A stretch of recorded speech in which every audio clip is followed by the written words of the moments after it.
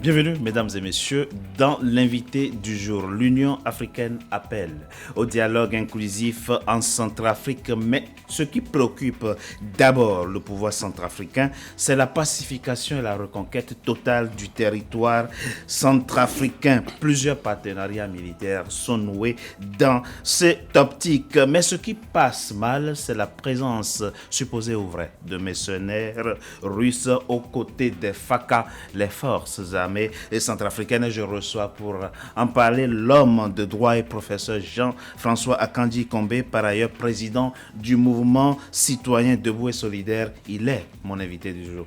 Professeur Jean-François Akanji Kombe, bienvenue à vous et merci d'avoir accepté notre invitation. Vous dites pacifier, oui, mais pas à n'importe quel prix.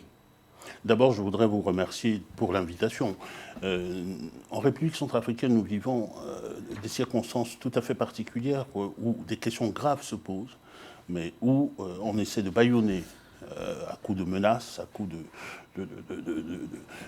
mais pour répondre à votre question, je voudrais d'abord dire de quoi est-ce qu'on parle. D'accord. La coopération, pas à n'importe quel prix, c'est bien la position que nous avons en tant que citoyen, naturellement, de ce pays. Vous n'êtes pas contre les partenariats. De quoi vous n'êtes contre aucune coopération militaire. C'est précisément ce que je voulais vous dire. D'abord, en préambule, on ne parle pas ici de la coopération d'État à État avec l'État de Russie. On ne parle pas de la coopération ou du soutien qui serait apporté par l'armée de la République de Russie à la République centrafricaine, de la même manière qu'il y a aujourd'hui un partenariat avec un autre État qui est le Rwanda. Nous n'en parlons pas, parce que ce sont des coopérations légitimes. Mais la République centrafricaine, notre mémoire collective, a de très mauvais souvenirs de l'intervention de mercenaires dans notre pays appelés par le pouvoir, et c'est de ça qu'il s'agit. Et il s'agit d'un groupe, le groupe Wagner, qui est un groupe d'ailleurs qui n'est pas reconnu par les autorités russes et qui dit même, les autorités russes disant même que c'est le type de groupe qui est criminalisé chez eux. Ça, c'est ce que disent les autorités russes. Ce sont les autorités russes qui l'ont dit récemment lorsqu'ils ont réagi en disant que les allégations n'étaient pas fondées, mais en disant en même temps que l'État russe a adopté une loi pour criminaliser le mercenariat sur son territoire. Or, précisément, le groupe Wagner fonctionne selon un schéma qui est connu depuis longtemps, de par le monde, puisqu'ils sont intervenus sur différents théâtres d'opération, en Libye, en Syrie, etc. C'est-à-dire qu'il y a un groupe qui n'a pas de personnalité juridique en Russie, mais qui crée des sociétés écrans dans le pays d'accueil, ce qui est le cas en République centrafricaine, et qui fonctionne de cette manière-là. Professeur Jean-François Akanji Kombe, en droit, vous êtes mercenaire quand vous vous adonnez à des activités militaires sans faire partie d'une armée officielle, régulière, c'est ça? Sans faire partie d'une armée officielle. Vous êtes mercenaire lorsque vous vendez votre participation à des conflits armés et que vous n'êtes pas employé par un État, vous n'êtes pas envoyé par un État. Vous faites commerce de votre art de tuer et votre art de la guerre. Et c'est de ça qu'il s'agit. Et c'est ce que vous ne voulez pas en Centrafrique. C'est ce que nous ne voulons pas en Centrafrique, parce qu'en plus, ce n'est pas la première fois que cela arrive. Et les victimes sont toujours les populations civiles. Les populations civiles ont déjà eu assez à pâtir à la fois des mercenaires de l'époque de Bemba, au lieu d'appeler la République démocratique du Congo, on a appelé un groupe mercenaire, des mercenariats qui ont lieu aujourd'hui avec des mercenaires étrangers tels que Ali Darassa, les Sidiki, les Al-Khatim, etc. Et aujourd'hui, on nous apporte une solution comme étant une solution, l'invitation de mercenaires à nouveau dans notre pays.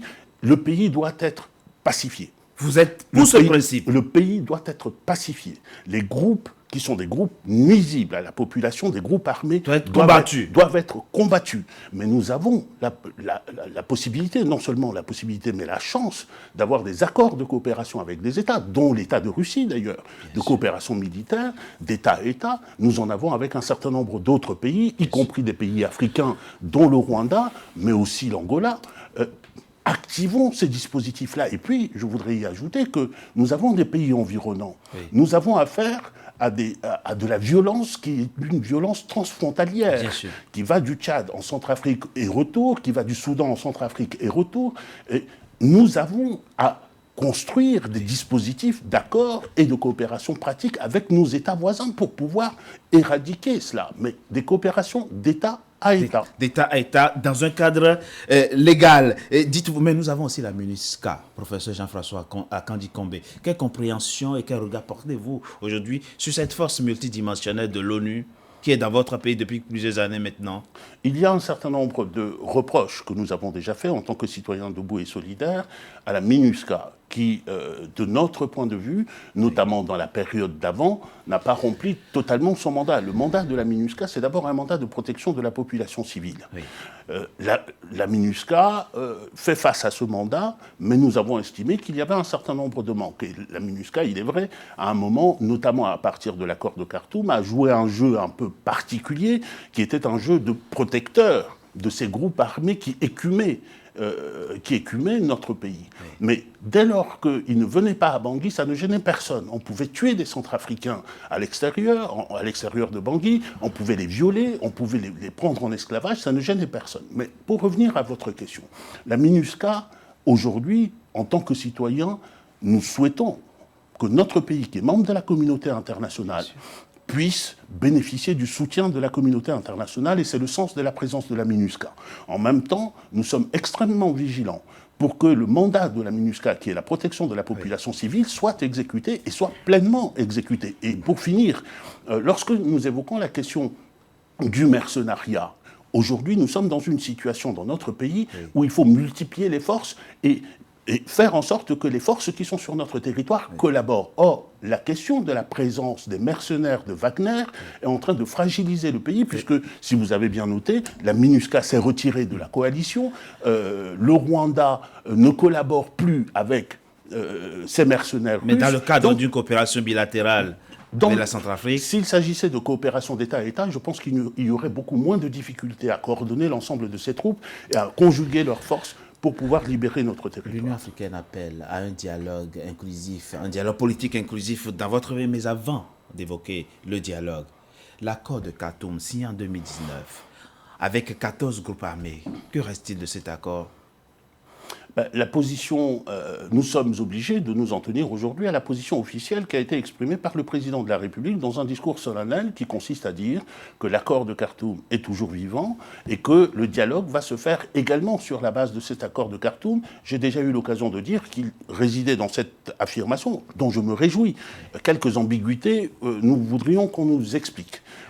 Notamment le dialogue qui vient est un dialogue qui est présenté comme devant être un dialogue intercentrafricain, et nous l'appelons de nos vœux, que des Centrafricains puissent se parler entre eux et qu'ils parlent franchement, pas qu'on ne nous refasse pas des comédies de dialogue comme cela s'est fait par le passé. Nous y sommes farouchement, nous soutenons farouchement. Tout le monde doit participer à ce dialogue. Mais précisément, l'ambiguïté vient du fait qu'à ce dialogue centrafricain, au cœur de ce dialogue, on met l'accord de Khartoum, parce que les principaux acteurs de l'accord de Khartoum, principaux signataires, sont quand même des mercenaires étrangers. Comment on fait un dialogue intercentrafricain avec des mercenaires étrangers? De surcroît, certains de ces mercenaires qui sont dans l'accord de Khartoum sont aujourd'hui dans le CPC, dans la coalition CPC, et qui est exclue.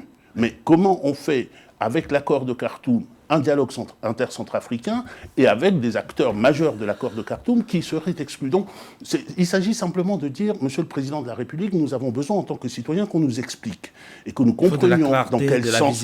Pour la lisibilité. Pour la lisibilité, voilà.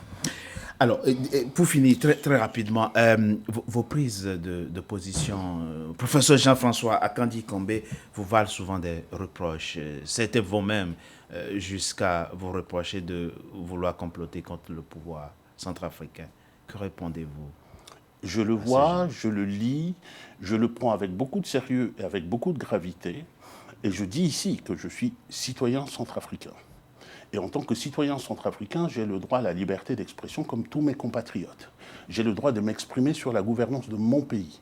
J'ai d'autant plus le droit lorsque, comme aujourd'hui, j'entends certains de mes compatriotes à Bambari qui sont violés, qui sont tués, d'autres comme à Kouy par exemple, le notable qui a été assassiné. Lorsque j'entends la souffrance de mes compatriotes, je ne peux pas me taire si on considère que le fait de s'exprimer sur la politique du pays, le fait de proposer éventuellement de nouvelles voies et des voies plus cohérentes pour la politique de mon pays, c'est être c'est être contre son pays et faire œuvre de crime de haute trahison. Oui. Cette haute trahison-là, qui est ainsi circonscrite, je l'assume.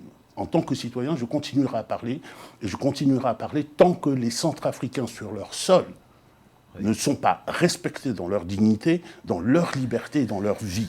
Jean-François Akandi-Kombe, vous êtes, je le rappelle, professeur de droit, président du mouvement citoyen Debout et Solidaire. Merci d'avoir été notre invité du jour. C'est moi qui vous remercie. Mesdames et messieurs, c'était l'invité du jour. Merci d'avoir été à notre compagnie. À très bientôt pour un nouveau numéro de l'invité du jour.